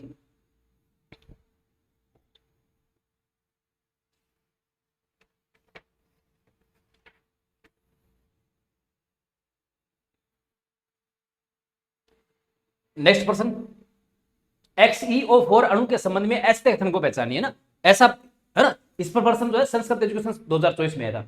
XeO4 अणु वर्ग समतलीय है, देखते XE4 है ना, 8 होते, 4 ऑक्सीजन जुड़ेंगे तो क्या ये वर्ग समतलीय हो गया क्या, देखो 1 2 3 4, तो ये वर्ग समतली तो नहीं हो सकता, क्योंकि इसमें संकरण कैसा है, संकरण इसमें sp3 है, तो वर्ग समतली तो ये नहीं हो सकता। ये कथन क्या हो गया, इसका गलत हो गया। इसमें 4 p पाई d पाई बंद है, बिल्कुल सी बात है। ये देखो 1 2 3 4 है ना, इसके तो p ऑर्बिटल और इसके d ऑर्बिटल, तो 4 p पाई d पाई बंद है, बिल्कुल सही बात है। इसमें 4 sp3 p सिग्मा बंद होते हैं, sp3 और p, देखो sp3 4 सिग्मा बंद, देखो 1 2 3 4, sp3 ये संकरण है और p बंद है, बिल्कुल सही बात है, सिग्मा बंद है, बिल्कुल 4 है। XeO4 अणु चतुष्फलकीय है, तो sp3 संकरण तो चतुष्फलकीय होगा क्योंकि 0 लोन पेयर है। तो आंसर क्या हो गया इसका, आंसर हो गया हमारा असत्य है, एक नंबर आंसर हो गया। ये कथन क्या हो गया इसका, सत्य हो गया, है ना। तो इस प्रकार के प्रश्न एग्जाम में बार बार पूछे जा रहे हैं, तो हमें हर प्रकार के प्रश्न की प्रैक्टिस होनी चाहिए। क्वेश्चन नंबर 24, शून्य सहित बंद क्रम के कई मान हो सकते हैं, बिल्कुल सही बात है, बंद क्रम का मान 0 हो सकता है ना, जैसे HE2 के लिए होता है 0 होता है, और 0 होगा तो उसका अस्तित्व हमें पता है कोई अस्तित्व नहीं होगा, अस्तित्व उसका नहीं होगा। ठीक है, बंद क्रम का मान जो है पूर्ण संख्या में भी हो सकता है और भिन्नात्मक संख्या में भी हो सकता है। बंद क्रम उच्च तो बंद लंबाई कम होगी, बिल्कुल सही बात है। अगर बॉन्ड ऑर्डर की बात करें तो बॉन्ड ऑर्डर जो है ज्यादा तो स्थायित्व भी ज्यादा होगा, स्थायित्व भी ज्यादा होगा तो बंद ऊर्जा भी ज्यादा होगी, बंद ऊर्जा ज्यादा होगी तो बॉन्ड लेंथ क्या होगी, कम होगी। ये संबंध हमें अच्छी तरह याद रहना चाहिए। और बंद ऊर्जा उच्च होगी, कथन सही है और कारण सही है, लेकिन ऐसा नहीं है कि कथन और कारण दोनों एक दूसरे का स्पष्टीकरण दे रहे हो। स्पष्टीकरण कोई नहीं देता ना, 0 क्यों है इस चीज का स्पष्टीकरण ये नहीं दे रहे हैं। क्वेश्चन नंबर 25, कार्बोनेट आयन की संभव अणु संरचना संख्या कितनी है ना, तो कार्बोनेट आयन की अगर संरचना बनाएं तो कार्बोनेट आयन की इस प्रकार से ये संरचना होती है, एक तो ये होगी, दूसरी कैसे बन सकती है इसकी, O- ये बन सकती है, तीसरी कैसे बन सकती है, ये माइनस जो चार्ज है ये इन दोनों पर भी आ सकता है ना, तो कितनी बन सकती है, 3 बन सकती है। ठीक है, और अगर पूछ ले कि बताओ इसका बॉन्ड ऑर्डर क्या होगा, तो हमें क्या करना है, किसी एक अणुनादिक संरचना को हटाना है ना। जैसे इसमें बंद गिनो कितने, 1 2 3 और 1 4, टोटल बॉन्ड कितने 4, और ये जो ऋणावेश है ये कितने एटम पर आ सकता है, 1 2 3 पर आ सकता है, तो इसका बॉन्ड ऑर्डर कितना आ जाएगा, लगभग 1.33 आ जाएगा। सम्मिलित है NO3 माइनस का बंद क्रम, है ना, तो NO3 की स्ट्रक्चर बनाए तो NO3 की स्ट्रक्चर कुछ इस प्रकार होती है, इस एक ऑक्सीजन पे माइनस है। तो इसका अगर आपसे बॉन्ड ऑर्डर पूछे तो टोटल बॉन्ड कितने इसमें 4 है, देखो 1 2 3 और 1 4। और ये ऑक्सीजन कितने ऑक्सीजन पे घूम सकती है 1 2 3, यानी टोटल पारस्पर परमाणु कितने हैं 3 है। इसमें भाग देंगे तो कितना आएगा 1.33 आएगा, बिल्कुल सही बात है। ठीक है, दूसरा है H2O NH3 CH4 BeF2 बंद कोण, है ना। BeF2 की बात करें तो इसमें संकरण कैसा है sp है, इसमें कैसा है sp3 है, इसमें कैसा है sp3 है, इसमें कैसा है sp2 है, सॉरी इसमें H2O के अंदर बात करें तो 2 सिग्मा और 2 लोन पेयर है, sp3 है इसमें भी। ठीक है, अब देखो इसका तो 180 डिग्री होगा, है ना। अब ये तीनों समान संकरण वाले हैं, तो अब हम क्या देखेंगे, अब लोन पेयर देखेंगे। इस पर लोन पेयर कितने हैं 0, इस पर लोन पेयर कितने हैं 1, इस पर कितने हैं 2। जिस पर लोन पेयर ज्यादा तो उसका बंद कोण क्या होगा कम होगा, तो ये बात बिल्कुल क्या है सही है। ठीक है, फिर NCl3 PCl3 ASL3 और SbCl3 है ना, नाइट्रोजन ट्राइक्लोराइड है ना, फास्फोरस ट्राइक्लोराइड। ये कह रहा है कि बंद कोण जो है सबसे ज्यादा इसका है। तो देखो अगर एक वर्ग में हम टॉप टू बॉटम जाए, तो टॉप टू बॉटम जाते हैं तो जो है ना साइज होता है, एटॉमिक साइज होता है, ये क्या करता है बढ़ता है, और एटॉमिक साइज बढ़ता है तो बॉन्ड एंगल क्या करता है घटता है। तो ये बात क्या हो गई इसकी गलत हो गई। ठीक है, दूसरी बात ये भी कह सकते हैं कि जो बॉन्ड एंगल होता है वो जो केंद्रीय आयन होता है उस केंद्रीय आयन की ईएन के समानुपाती होता है। तो केंद्रीय आयन की ईएन इधर से इधर जाएंगे तो घटेगी, तो बंद कोण घटना चाहिए। तो ये कथन क्या हो गया रॉन्ग हो गया, यानी कि बंद कोण का क्रम ये होना चाहिए। ठीक है, फिर ये कह रहा है N2O I3 minus N3 minus सारे रेखीय अणु है, बिल्कुल सही बात है। जब इनकी स्ट्रक्चर बनाएंगे बंद कोण निकालेंगे तो सारे सारे कैसे होते हैं ये रेखीय अणु होते हैं, है ना। जैसे बात करें अपन N2O जो है इसकी अगर हम स्ट्रक्चर बनाएं N2O की, तो N2O की स्ट्रक्चर कुछ इस प्रकार होती है, जैसे ये स्ट्रक्चर होती है, इस पर प्लस इस पर माइनस। इसी प्रकार I3 माइनस की स्ट्रक्चर की बात करें, ठीक है, इसमें भी 3 आयोडीन होती है और तीनों तीनों आयोडीन जो है ये भी क्या रहती है एक क्रम में रहती है। N3 माइनस इसी प्रकार रेखीय अणु होता है। तो ये कथन भी क्या हो गया सही हो गया। प्रश्न नंबर 27, निम्नलिखित में से कौन सी प्रजाति समतलीय है ना। समतलीय मतलब एक ही प्लेन के अंदर जिसमें जो है लोन पेयर नहीं है। तो समतलीय तो कौन सी होगी कार्बोनेट ही होगी। इसमें फास्फोरस पे लोन पेयर है, इसमें नाइट्रोजन पे लोन पेयर है ना। लोन पेयर कितना है इस पे 1 है, इस पर लोन पेयर कितना है 1 है। ठीक है, इसमें अगर बात करें कार्बन पे तो 4 तो 6, तो यहाँ पे लोन पेयर कितनी होगी लोन पेयर होगी 0। कोई 0 लोन पेयर नहीं है तो इसकी आकृति कोई जो है विकृत नहीं होगी, विकृत नहीं होगी, तो ये क्या रहेगा बिल्कुल प्लेनर रहेगा। तो आंसर नंबर कितना हो गया इसका 1 हो गया। प्रश्न नंबर 28, SiF4 में सभी FSI कोण 90 डिग्री से अधिक होते हैं लेकिन 180 डिग्री से कम होते हैं, बिल्कुल सही बात है। बंद युग्म बॉन्ड पेयर प्रतिष्ठण की तुलना में एकांकी युग्म लोन पेयर प्रतिष्ठण क्या होता है दुर्बल होता है। ठीक है, तो प्रतिष्ठण की बात करो तो हमें पता है कि सबसे ज्यादा प्रतिष्ठण किसके बीच होता है लोन पेयर, उसके बाद में किसके बीच होता है बॉन्ड पेयर और लोन पेयर, और सबसे कम किसके बीच होता है बॉन्ड पेयर और बॉन्ड पेयर। तो ये कथन तो क्या हो गया गलत हो गया। ठीक है, लेकिन ये बंद कोण जो है ये हमें पता है कि sp3 संकरण होता है तो 90 डिग्री से तो क्या होंगे ज्यादा, 180 डिग्री से क्या होता है कम। ये कथन सही है, तो पर कथन सही और कारण क्या है गलत है। तो आंसर क्या हो जाएगा इसका 3 नंबर आंसर हो जाएगा। नेक्स्ट क्वेश्चन, असम्मिलित है इनमें से कौन सा जो है असम्मिलित है। बंद क्रम का क्रम दे रखे He2 के अंदर बात करें अपन, है ना।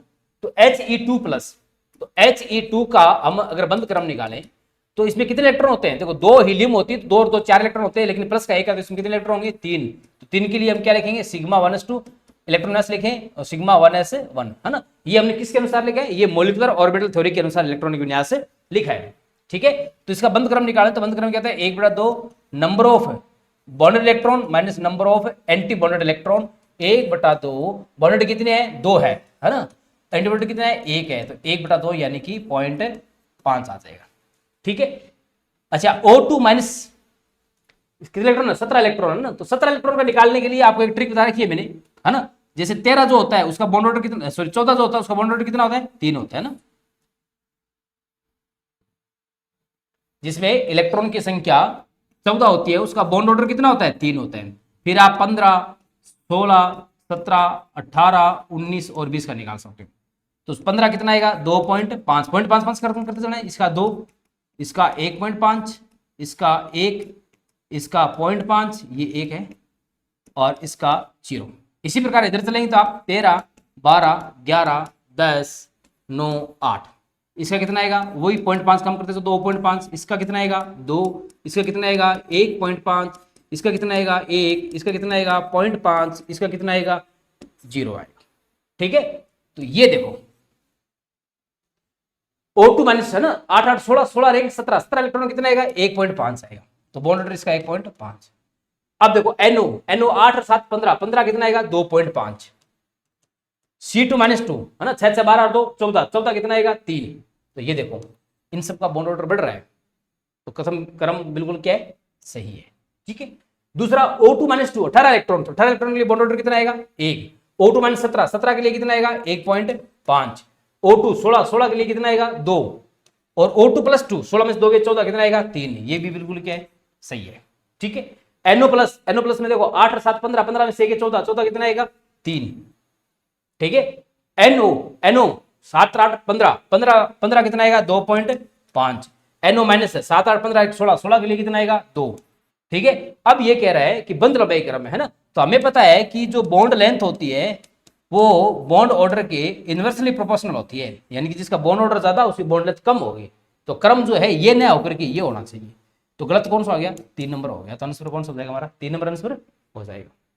O2 प्लस और O2 अनुचुंबकीय अणु है ना, तो इसको हम कैसे डिसाइड करेंगे भी O2 प्लस जो है अनुचुंबकीय अणु है और O2 और भी अनुचुंबकीय अणु है, तो हम क्या करेंगे अब हमें MOT के अनुसार ऑक्सीजन का इलेक्ट्रॉन विन्यास लिखना पड़ेगा। ठीक है, और इस ऑक्सीजन का इलेक्ट्रॉन विन्यास हम कैसे लिखेंगे, देखो हमें एक तो नाइट्रोजन तक और एक ऑक्सीजन का इलेक्ट्रॉन विन्यास याद होना चाहिए, क्योंकि वो याद होगा तो हम आराम से उसको क्वेश्चन को सॉल्व कर सकते हैं। तो ऑक्सीजन के लिए लिखे अपन O2 के लिए sigma 1s2 sigma star 1s2 है ना, 16 इलेक्ट्रॉन भरने हमें, फिर sigma 2s2 sigma star 2s2, फिर सिग्मा 2pz2। ठीक है, अब देखो ये इसमें ऑक्सीजन में पहले आ रहा है ना, तो लेकिन नाइट्रोजन का होता तो ये बाद में आता। फिर पाई स्टार पाई 2px बराबर पाई 2py, दो आ जाएगी इसमें। फिर पाई स्टार 2px1 बराबर पाई स्टार 2py1। देखो 16 हो गए ये, 2 2 4 2 6 2 8 2 10 2 12 2 14 15 1 16। ठीक है, तो अब ये क्या कर रहा है कि ये O2 अनुचुंबकीय है क्या, बिल्कुल सही है। देखो px पाई स्टार यानी कि एंटी बॉन्डिंग जो पाई ऑर्बिटल है px ऑर्बिटल है और py है, इनमें देखो एक एक इलेक्ट्रॉन है, तो अनुचुंबकीय है तो अनुचुंबकीय हो गया। ठीक है, अब ये कह रहे हैं अगर O2 प्लस बना दे O2 प्लस, तो O2 प्लस सेम ही आएगा ये यहां तक, बस या तो इसमें से एक इलेक्ट्रॉन चला जाएगा या इसमें से एक इलेक्ट्रॉन चला जाएगा, यानी कि पाई स्टार 2px मान लो y में से चला गया तो इसके अंदर तो एक इलेक्ट्रॉन बच गया ना, तो ये भी क्या है अनुचुंबकीय है। तो ये बात भी बिल्कुल क्या है सही बात है। तो आंसर कौन सा हो गया हमारा 3 नंबर आंसर हो गया, ये क्या है असुमिलित है। निम्नलिखित में से कौन आणविक कक्षा सिद्धांत के अनुसार अणु का अस्तित्व नहीं होगा। मैंने अभी बात की थी कि जिसके लिए बॉन्ड ऑर्डर क्या होगा 0 होगा उसका कभी भी अस्तित्व नहीं होता है ना। बात करें H2 प्लस के लिए, तो H2 प्लस के लिए H2 2 इलेक्ट्रॉन होना चाहिए, लेकिन इसमें प्लस एक प्लस का है तो एक इलेक्ट्रॉन होगा, इसके लिए क्या आएगा सिग्मा 1s1, तो इसके लिए क्या लिखूंगा मैं 1 माइनस 0 बराबर क्या आएगा 1/2 यानी कि 0.5। H2 प्लस के लिए बात करें तो sigma 1s2 sigma star 1s1, तो इसके लिए क्या आएगा 1/2 2 माइनस 1 यानी कि 1/2 यानी कि 0.5। H2 के लिए सिग्मा 1s2 और सिग्मा स्टार 1s2 है ना, यानी कि अब की बार बॉन्डेड में भी 2 एंटी बॉन्डेड में भी 2 2/2 सॉरी 0/2 कितना आ जाएगा 0, यानी कि इसका बॉन्ड ऑर्डर 0 है, तो ये क्या हो गया ये आपका अस्तित्व नहीं रखेगा। ठीक है, नेक्स्ट प्रश्न पे चलें। O2 प्लस के MO मोलिकुलर ऑर्बिटल में एक विषम इलेक्ट्रॉन की उपस्थिति के कारण यह अनुचुंबकीय होता है, तो वो इलेक्ट्रॉन किस में होता है पाई स्टार 2py में होता है या पाई 2px में होता है या सिग्मा स्टार 2ps में होता है। ठीक है, तो वो किस में होता है वो पाई स्टार 2py में होता है ना। अभी देखो हमने इलेक्ट्रॉन विन्यास लिखा था, ये देखो ये रहा, ये या तो पाई स्टार 2px में या पाई स्टार 2py में, सिग्मा स्टार में नहीं होता है। ठीक है, तो हमारा आंसर कौन सा हो जाएगा इसमें आंसर नंबर हो जाएगा 2 नंबर हो जाएगा। प्रश्न नंबर 31। फिर प्रश्न नंबर 32 की बात करें, निम्न में से किस आयन प्रक्रिया में बंद क्रम बढ़ जाता है और चुंबकीय व्यवहार परिवर्तित हो जाता है ना। तो इसमें कितने इलेक्ट्रॉन है, 12 इलेक्ट्रॉन है, 6 6 12। तो 12 के लिए बंद क्रम कितना आएगा, 14 के लिए 3 होता है, 13 के लिए 2.5 होता है, तो 12 के लिए कितना आएगा, 2 आएगा। अच्छा 6 6 12, 12 में से 2 गए 10, तो 10 के लिए क्या आएगा, 12 के लिए 2 है तो 11 के लिए 1.5 और 10 के लिए 1। यहाँ पे तो बंद क्रम घट रहा है तो ये गलत हो गया। अच्छा ये जो है यहाँ पर ये NO+ होना चाहिए, ठीक है ना। 8 7 15, 15 के लिए बंद क्रम कितना होता है, 2.5। NO+ 15, 14 14 के लिए कितना होता है, 3 होता है, यहाँ बढ़ रहा है तो ये हो सकता है, ठीक है। 16 16 के लिए बंद क्रम कितना होता है, 14 के लिए 3, 15 के लिए 2.5, 16 के लिए 2, ठीक है। 15 के लिए कितना होता है, 2.5, यह भी बढ़ रहा है, ये भी हो सकता है। N2 14 14 के लिए कितना होता है, 3, N2+ 13 13 के लिए 2.5, ये नहीं होगा ना। अब ये क्या कह रहा है कि चुंबकीय व्यवहार परिवर्तित हो रहा है, ठीक है। तो अगर चुंबकीय व्यवहार की बात करें तो जैसे इसमें जो है इलेक्ट्रॉन कितने थे, 8 7 15, इसमें कितने थे आपके 14, ठीक है ना। अब इनके अगर इलेक्ट्रॉन विन्यास की बात करें अपन, ठीक है, इसमें अगर 15 है तो एक अयुग्मित इलेक्ट्रॉन बचेगा, यानी कि ये कैसा होगा, ये आपका अनुचुंबकीय होगा। और यहां 14 इलेक्ट्रॉन है तो ये कैसा होगा, ये प्रतिचुंबकीय होगा। तो यहां चुंबकीय गुण परिवर्तित हो रहा है। इसमें देखो कितने इलेक्ट्रॉन, 16 16, तो ये कैसा होगा, ये आपके अनुचुंबकीय होगा, ऑक्सीजन है। और O2+ भी क्या होता है, अनुचुंबकीय होता है, तो ये तो नहीं हो सकता, चुंबकीय गुण परिवर्तित नहीं हो रहा ना। अभी आपने बात की थी O2 भी अनुचुंबकीय होता है, ये देखो O2 में भी अयुग्मित इलेक्ट्रॉन है और O2+ में भी अयुग्मित इलेक्ट्रॉन है, इसलिए ये तो अनुचुंबकीय होते हैं। तो ये कह रहा है कि चुंबकीय गुण भी बदलना चाहिए। तो इसमें देखो 3 नंबर ऑप्शन में ये भी अनुचुंबकीय है और ये भी अनुचुंबकीय है, यहां तो चुंबकीय गुण नहीं बदल रहा है, तो दोनों बातें क्लियर नहीं हो रही। तो वो दोनों बातें किसमें क्लियर हो रही है, केवल बी ऑप्शन में हो रही है। तो आंसर नंबर कौन सा हो जाएगा, बी। यहां बॉन्ड पेयर भी बढ़ रहा है, बॉन्ड ऑर्डर भी बढ़ रहा है, और जो अनुचुंबकीय है वो प्रतिचुंबकीय में कन्वर्ट हो रहा है, यानी कि जो पैरामैग्नेटिक है वो डायमैग्नेटिक में कन्वर्ट हो रहा है ना। अच्छा प्रश्न है, रिपीट करके इसको देखना। LCAO विधि के लिए कौन सा कथन सही नहीं है, इनमें से ऐसा कौन सा कथन है जो है ना linear combination of atomic orbital विधि के लिए सही नहीं है। परमाणु कक्षकों के योग से आणविक कक्षक बनते हैं, बिल्कुल सही बात है, परमाणविक कक्षकों के योग से ही आणविक कक्षक बनते हैं। लगभग समान ऊर्जा वाले परमाणु कक्षकों के अति व्यापन से आणविक कक्षक बनते हैं, बिल्कुल सही है। ओवरलैपिंग होती है, तो ये दोनों कथन सही हो गए। बंदी आणविक कक्षकों की ऊर्जा परमाणु कक्षकों से अधिक होती है, ये गलत बात है। बंदी आणविक कक्षकों की ऊर्जा जो है वो परमाणु कक्षकों से क्या होती है, कम होती है, इसीलिए देने का स्थायित्व क्या होता है, ज्यादा होता है। तो आंसर कौन सा हो गया, 3 नंबर हो ही गया। प्रत्येक आणविक कक्षक में अधिकतम 2 इलेक्ट्रॉन हो सकते हैं, ये तो हमें जानते ही हैं, बिल्कुल सही बात है।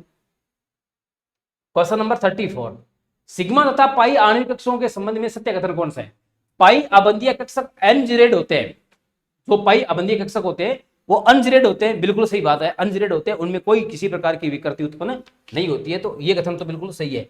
पाई एंटीवर्ल्ड प्रति अबंधीय कक्षक अनजिरेड होते हैं, ये गलत बात है, एंटीवर्ल्ड जो है ये अनजिरेड नहीं होते हैं। सिग्मा प्रति अबंधीय कक्षक जिरेड होते हैं, ये गलत बात है, सिग्मा प्रतिबंधीय जो कक्षक होते हैं वो अनजिरेड होते हैं। तो इस आंसर कौन सा हो जाएगा हमारा, केवल 1 नंबर आंसर हो जाएगा। प्रश्न नंबर 34 के बाद में 35, किस संकल्पना से स्पष्ट होता है कि ऑर्थोनाइट्रोफिनोल पैरानाइट्रोफिनोल से अधिक वाष्पशील है। ऑर्थोनाइट्रोफिनोल है ना, ऑर्थोनाइट्रोफिनोल कौन सी होती है, ऑर्थोनाइट्रोफिनोल ये है, और पैरानाइट्रोफिनोल कौन सी होती है, पैरानाइट्रोफिनोल ये है। इन दोनों में बताया कि इसके हाइड्रोजन और इसके ऑक्सीजन के बीच में क्या हो जाती है, H बॉन्डिंग हो जाती है, और H बॉन्डिंग के कारण ही, ठीक है ना, ये कहते हैं ज्यादा वाष्पशील होती है। तो प्रश्न नंबर इसका उत्तर क्या हो जाएगा, 3 नंबर आंसर हो जाएगा। नेक्स्ट प्रश्न नंबर 36, ICl5 तथा ICl4- के लिए सत्य कथन है। ICl5 त्रिसमन्ताक्ष द्विपिरामिडीय है ना। तो देखो 5 सिग्मा और 1 लोन पेयर ICl5 में, यानी कि टोटल 6 हो गए। 6 के लिए क्या आ जाएगा, sp3d2 है ना, तो अष्टफल की होगी, तो ये तो गलत हो गया। ICl4 के लिए बात करें, ICl4- के लिए बात करें, 8 4 सिग्मा और 2 लोन पेयर, इसमें भी sp3d2 होगा, लेकिन लोन पेयर ज्यादा होने से विकृत हो जाएगी। चतुर्थी की ये बात की क्या हो जाएगी, इसकी गलत हो जाएगी, ठीक है। दूसरा है ICl5 वर्ग पिरामिडीय है, वर्ग पिरामिडीय है, तो ये भी गलत बात है। ये तो वर्ग पिरामिडीय, ये तो सही है, वर्ग पिरामिड तो ICl5 हो सकता है ना, वर्ग पिरामिड तो नहीं हो सकता ICl5। एक लोन पेयर है ना, भी इस टाइप से इसको लिख सकते हैं अपने, 1 2 3 4 एक Cl और एक ये लोन पेयर, लेकिन ये क्या करती है, क्या कर देगा, चेंज कर देगा। ICl4 माइनस किया है, ये गलत है, ठीक है। ICl5 वर्ग पिरामिड है, ये बात सही है, ये तो वर्ग पिरामिड है, ये बात तो सही है बिल्कुल, देखो ये वर्ग पिरामिड हो सकता है। ICl4 माइनस वर्ग समतली है, ये सही बात है, वर्ग समतली भी हो सकता है ना, कैसे भी, ICl, एक क्लोरीन, दो क्लोरीन, तीन क्लोरीन, चार क्लोरीन, एक लोन पेयर ये ऊपर, एक लोन पेयर ये नीचे, तो ये वर्ग समतली हो सकता है। तो आंसर नंबर 3 इसका होगा, ये सत्य कथन है इसके लिए ना। दोनों समसंरचनात्मक है, बिल्कुल नहीं है। क्वेश्चन नंबर 37, 1 से 3 में सही कथन कौन से है? संक्रमण धातु संकरों द्वारा प्रदर्शित रंग को संयोजकता बंध सिद्धांत समझा नहीं सकता, बिल्कुल सही बात है ये, है ना, रंग को ये नहीं बता सकता संयोजकता सिद्धांत जो है। संक्रमण धातु संकरों के चुंबकीय गुणों की मात्रात्मक प्रयुक्ति संयोजकता बंध सिद्धांत कर सकता है, बिल्कुल नहीं कर सकता। चुंबकीय गुणों की मात्रात्मक प्रयुक्ति तो जो है ये कौन कर सकती है? MOT कर सकती है, मोलिकुलर ऑर्बिटल थ्योरी कर सकती है। संयोजकता बंध सिद्धांत दुर्बल और प्रबल क्षेत्र के लिगेंडों के बीच अंतर नहीं कर सकता, बिल्कुल सही बात है, नहीं कर सकता। वो अंतर कौन कर सकती है? CFT कर सकती है, ठीक है ना। तो हमारा ये पूछ रहा है कि सही कौन सा है, तो सही आपका 1 नंबर हो गया और 3 नंबर हो गया, यानी कि आंसर नंबर 3 हो गया। नेक्स्ट क्वेश्चन नंबर 38, वर्ग समतली वाले संकुलों के धातु आयन के लिए डी कक्षकों की ऊर्जा का सही क्रम कौन सा है ना। अच्छा प्रश्न है, बस इसमें जो है ध्यान देने वाली बात क्या है, देखो अगर हम बात करें अष्टफलिकीय संकुल के लिए, अष्टफलिकीय संकुल में बताया कि कितने लिगेंड होते हैं? 4 होते हैं। बात करें चतुष्फलिकीय लिगेंड के लिए, है ना, डी ऑर्बिटल की ऊर्जा की बात करें तो उसमें लिगेंड कितने होते हैं? 4 होते हैं, ठीक है। अष्टफलिकीय में कितने होते हैं? 6 होते हैं। तो अष्टफलिकीय के लिए जो ऊर्जा होती है, ठीक है, वो T2G कक्षक जो होती है उनकी कम होती है और EG कक्षक ऊर्जा क्या होती है? ज्यादा होती है। अब T2G में कौन कौन से आएंगे? DXY, DYZ, DZX, है ना। इन तीनों से जो ऊर्जा है वो ज्यादा होगी किसकी? DX2 Y2 और DZ2 की। ये किसके लिए बात हो रही है? ये बात हो रही है अपने अष्टफलिकीय के लिए। बात करें टेट्राहेड्रल के लिए, तो टेट्राहेड्रल में क्या होता है कि EG कक्षकों की जो T2G कक्षकों की जो ऊर्जा होती है वो ज्यादा होती है किससे? EG के लिए, यानी कि DXY, DYZ, DZX, इनकी ऊर्जा जो है वो DX2 Y2 और DZ2 से क्या होती है? ज्यादा होती है। लेकिन आ जाए वर्ग समतलीय प्लेनर के लिए, वर्ग समतलीय वर्ग, है ना, जैसे ये वर्ग समतलीय संकुल के लिए, तो वर्ग समतलीय संकुल में क्या होता है? बस इतनी है कि इसमें जो लिगेंड होते हैं उसमें 6 लिगेंड होते हैं, है ना, अष्टफलिकीय में, और 2 लिगेंड जो जेड एक्सिस में होते हैं वो इसमें वर्ग समतलीय में नहीं होते हैं। तो इसलिए जेड एक्स वाले जो होते हैं ना, इनकी ऊर्जा क्या होती है? कम हो जाती है। तो इसके लिए जो ऊर्जा का जो क्रम होता है वो ये होता है, सबसे ज्यादा ऊर्जा किसकी होगी? DX2 Y2 की, उससे कम किसकी होगी? DZ2 की, नहीं सॉरी, D आपके XY की, क्योंकि Z तो इसमें जो है ज्यादा XY जो प्रतिकर्षित होगा, और XY से कम किसकी होगी? DZ2 की, और DZ2 से कम किसकी होगी? या तो DYZ की या DZX की। ये क्रम इसका होना चाहिए, ठीक है ना, ये ध्यान रखना आप, ठीक है। इसका कारण क्या है कि वर्ग समतलीय जो यौगिक होते हैं उसमें XY तल के अंदर लिगेंड जो है वो ज्यादा प्रतिकर्षित करता है, ठीक है ना, और जो अपने ये होते हैं जेड एक्सिस वाले लिगेंड वो एब्सेंट होते हैं, ठीक है। इसलिए इनकी ऊर्जा जो है वो X2 Y वाले की ज्यादा होती है, क्योंकि XY तल में ज्यादा ये क्या करते हैं? प्रतिकर्षित करते हैं। दूसरी बात है, इनमें जो विपाटन ऊर्जा होती है वो युग्मन ऊर्जा से क्या होती है? ज्यादा होती है। तो इसलिए ये सारे जो है निम्न चक्रण संकुल बनाते हैं।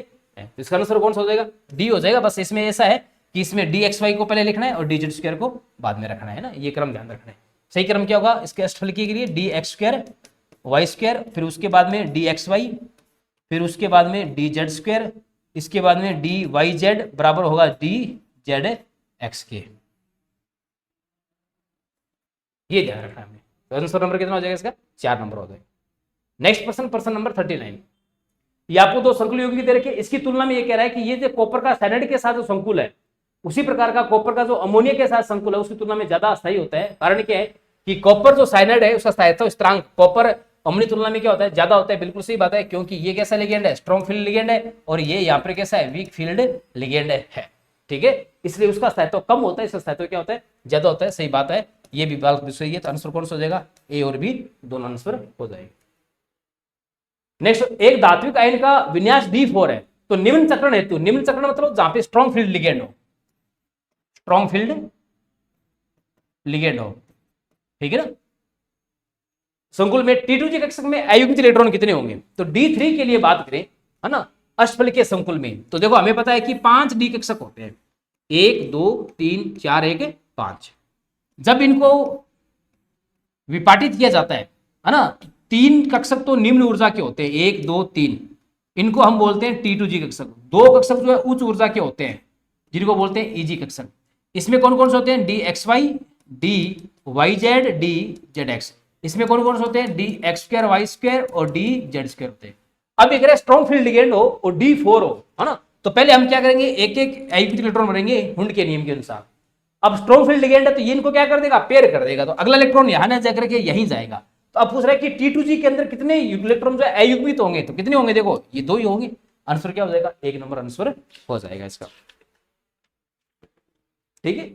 नेक्स्ट प्रश्न, क्रिस्टल क्षेत्र विपाटन ऊर्जा का सही क्रम कौन सा है, ठीक है।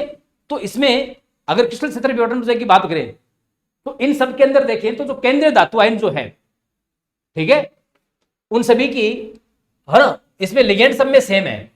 लिगेंड देखो यहाँ पे सब में जो है अमोनिया लिगेंड है, और सबकी ऑक्सीजन अवस्था भी सेम है, सबकी +3 ऑक्सीजन अवस्था है, और यानी कि ऑक्सीजनेशन स्टेट भी सबकी क्या 3 उपस्थित है, ठीक है ना।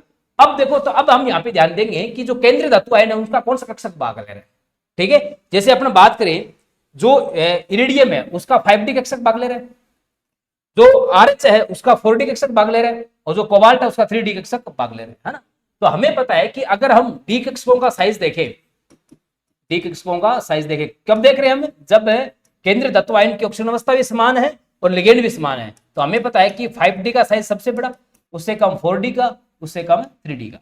और जिस डी ऑर्बिटल का साइज सबसे बड़ा होगा, लिगेंड की उससे अप्रोच भी उतनी ज्यादा होगी, क्योंकि साइज बड़ा होगा तो लिगेंड की अप्रोच ज्यादा होगी, और अगर अप्रोच ज्यादा होगी तो वहां पर विपाटन भी ज्यादा होगा, और विपाटन ज्यादा ऊर्जा भी क्या होगी, ज्यादा होगी। तो सबसे बड़ा डी ऑर्बिटल किस में है, 5D में, उससे छोटा किस में है, 4D में, उससे छोटा किस में है, 3D में, ये 3D है, ठीक है ना। तो आंसर कौन सा हो जाएगा, 1 नंबर, ठीक है। मैं इसका कंसेप्ट यहां पे लिख देता हूं कि बड़ा डी कक्षक तो विपाटन ऊर्जा उच्च, विपाटन ऊर्जा क्या होगी, उच्च होगी। ये कंसेप्ट मैंने यहाँ पे यूज किया, ठीक है ना। क्यों, क्योंकि प्रश्न के अनुसार जो केंद्रीय धातु आयन है उनकी ऑक्सीडेशन स्टेट भी सेम है और लिगेंड भी सेम है, ठीक है।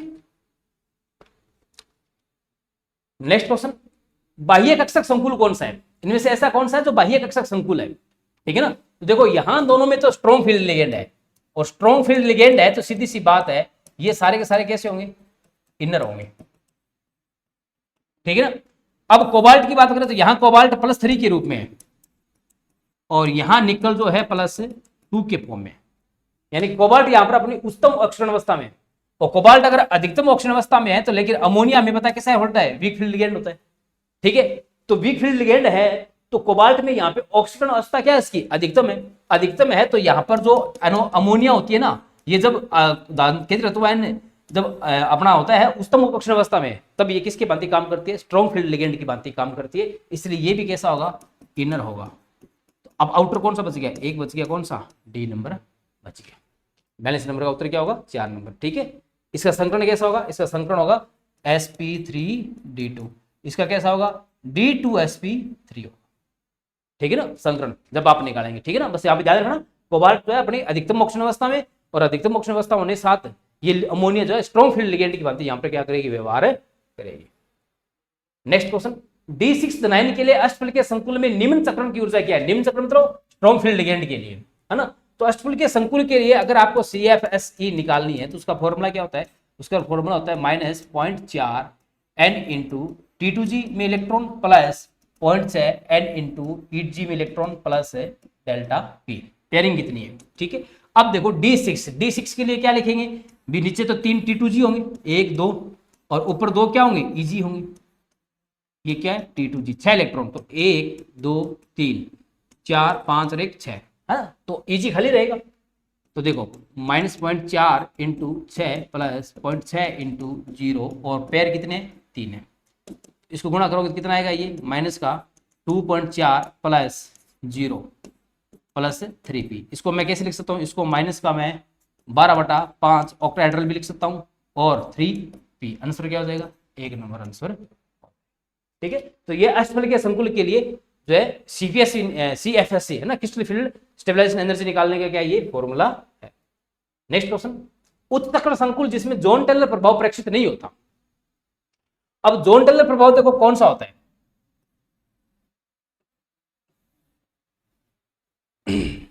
जॉन टेलर प्रभाव की बात करें, ठीक है, तो अगर कक्षकों में असममित इलेक्ट्रॉन भराव हो, ठीक है, तो कक्षक क्या हो जाते हैं, विकृत हो जाते हैं, और विकृत होने को क्या कहते हैं हम, जॉन टेलर प्रभाव कहते हैं। ठीक है, तो जिनमें सममित प्रभाव होगा उसमें इलेक्ट्रॉन जो है उत्सकरण मतलब वीक फील्ड लिगेंड के लिए, है ना, जॉन टेलर प्रभाव किसके लिए लगेगा, वीक फील्ड लिगेंड के लिए ही लगेगा, स्ट्रॉन्ग फील्ड के लिए ये नहीं लगता है। ठीक है ना, तो ये बात आप ध्यान में रखना।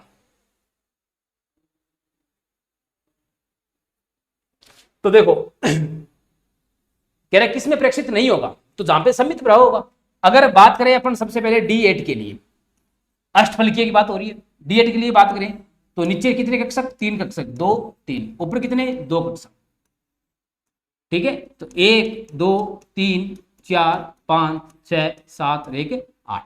देखो यहां पर भी कक्षक पूरे भरे हुए, यहां पर भी पूरे भरे हुए, तो ये क्या है, ये सममित भराव है। सममित मतलब सिमेट्रिकल भराव है, और सिमेट्रिकल अगर भराव है तो सीधी सी बात है यहां जो है आपका ये प्रेक्षित नहीं होगा। ठीक है, अगर बात करें D8 के, D4 के लिए बात करें अपन, D4 के लिए, है ना, तो देखो नीचे कितने, 1 2 3, ऊपर कितने, 2 1 2 1 2 3, ठीक है 4। देखो ये असममित भराव हो गया, और असममित भराव है तो इसमें प्रदर्शन होगा, तो ये सममित प्रदर्शित करेगा। इसी प्रकार D9 के लिए बात करें, तो D9 के लिए बात करें तो नीचे 1 2 3, ऊपर कितने, 2 1 और 2 1 2 3 4 5 6 7 8 9। देखो ये असममित रह गया ना, तो ये भी प्रदर्शित करेगा। इसी प्रकार D7 भी क्या करेगा, प्रदर्शित करेगा, है ना। तो सीधी सी बात है, जहां सममित भराव होगा, सममित भराव होगा वहां प्रेक्षित नहीं होगा, जहां सममित भराव नहीं होगा वहां प्रेक्षित होगा। ठीक है, तो ये जॉन टेलर प्रभाव पे आधारित है प्रश्न था। नेक्स्ट प्रश्न, कोबाल्ट प्लस 3 के संकुल हेतु दृश्य क्षेत्र में अवशोषित तरंग दैर्ध्य का सही क्रम क्या है। देखो इन सब में जो है कोबाल्ट का प्लस 3 फॉर्म में, तो ये कह रहा है कि अवशोषित तरंग दैर्ध्य का सही क्रम क्या होगा ना, तो अवशोषित तरंग दैर्ध्य जो है वो विपाटन ऊर्जा पे डिपेंड करेगी, और हमें पता है कि विपाटन ऊर्जा जो है वो लिगेंड सामर्थ्य पे डिपेंड करती है। लिगेंड सामर्थ्य अगर ज्यादा है तो विपाटन ऊर्जा भी ज्यादा होगी, और विपाटन ऊर्जा ज्यादा होगी तो तरंग दैर्ध्य हमें पता है कि ऊर्जा की क्या होती है, व्युत्क्रमपथी होती है। ठीक है, अगर लिगेंड की यहाँ पे अपने जो है क्रम लिखे इनका, लिगेंड के सामर्थ्य का अगर यहाँ पे क्रम लिखे, तो सबसे स्ट्रॉन्ग लिगेंड जो है एथिलीन डाइएमीन, उसके बाद में अमोनिया, उसके बाद में H2O। ठीक है, अब देखो ये सबसे स्ट्रॉन्ग है, ये उससे कम है, ये सबसे वीक है। अवशोषित तरंग दैर्ध्य का सही क्रम, तो ये सबसे वीक है ना, तो ऊर्जा कम होगी विपाटन ऊर्जा, और विपाटन ऊर्जा कम होगी, तरंग दैर्ध्य क्या होगी, ज्यादा। यानी कि सबसे ज्यादा हाइड्रोजन वाले लिगेंड के लिए, ऑक्सीजन जल वाले लिगेंड के लिए उससे कम लगे, अमोनिया वाले के लिए उससे कम, एथिलीन डाइएमीन वाले के लिए। तो आंसर नंबर क्या हो जाएगा इसका, 1 नंबर हो जाएगा। नेक्स्ट क्वेश्चन पे चले, CFT के आधार पे K4 एफिशिएंसी संकुल में केंद्रीय धातु परमाणु का सही इलेक्ट्रॉन विन्यास क्या होगा, है ना। केंद्रीय धातु परमाणु यहाँ पर कौन है, आयरन है। आयरन कौन सी अवस्था में, +2 अवस्था में, और +2 अवस्था में है, तो यहाँ पे आयरन का जो फॉर्मा हुआ इलेक्ट्रॉन विन्यास क्या होगा, वो होगा Ar 3d6 4s0। 3d6 है यानी कि डी में क्या है, 6। ठीक है, और लिगेंड साइनेड है तो स्ट्रॉन्ग लिगेंड है, तो स्ट्रॉन्ग लिगेंड है तो ये इलेक्ट्रॉन को क्या कर देगा, पेयर कर देगा, है ना। तो 1 2 3 4 5 और 1 6। ठीक है, तो मतलब T2G में ये 2T निम्न ऊर्जा वाले, ये उच्च ऊर्जा वाले, तो T2G में कितने इलेक्ट्रॉन होंगे, 6, और EG में कितने होंगे, 0। तो 46 का आंसर नंबर क्या हो जाएगा हमारा, 3 नंबर आंसर हो जाएगा। ये हो गया 46 का 3 नंबर आंसर। लास्ट क्वेश्चन इसका पेपर का 47, लिगेंड प्रबलता का आरोही क्रम कौन सा ना, तो इसके लिए आपको क्या देखनी पड़ेगी, लिगेंड सामर्थ्य जो श्रेणी होती है, इलेक्ट्रोकेमिकल सीरीज जिसको अपन बोलते हैं लिगेंड सामर्थ्य श्रेणी, उसके आधार पर देखें तो लिगेंड की प्रबलता का जो सही क्रम होगा वो होगा आपका आंसर नंबर। इसमें देखो ये कह रहा है फ्लोराइड वीक लिगेंड है, लेकिन साइनाइड ऑक्जिलेट जो है ये ऐसी साइनेट से जो है स्ट्रॉन्ग लिगेंड है, और साइनेट क्या है, ऑक्जेलेट से क्या है, वीक लिगेंड है। ये बात तो गलत होगी, ठीक है। इसी प्रकार ये F माइनस कह रहा है सबसे स्ट्रॉन्ग लिगेंड है, ये भी गलत हो गया, है ना। साइनेट, साइनेट के बाद में ऑक्जेलेट, ऑक्जेलेट के बाद F माइनस SCN, ये आंसर सही होगा ना। तो इसके लिए हमें क्या होना चाहिए, ये सीरीज याद होनी चाहिए। तो ये अपने आज के जो पेपर के 47 क्वेश्चन थे ये पूरे होते हैं। बाकी आगे जो टेस्ट नंबर 2 होगा उस टेस्ट में अपना आगे चर्चा करेंगे। तब तक के लिए जय हिंद, जय भारत।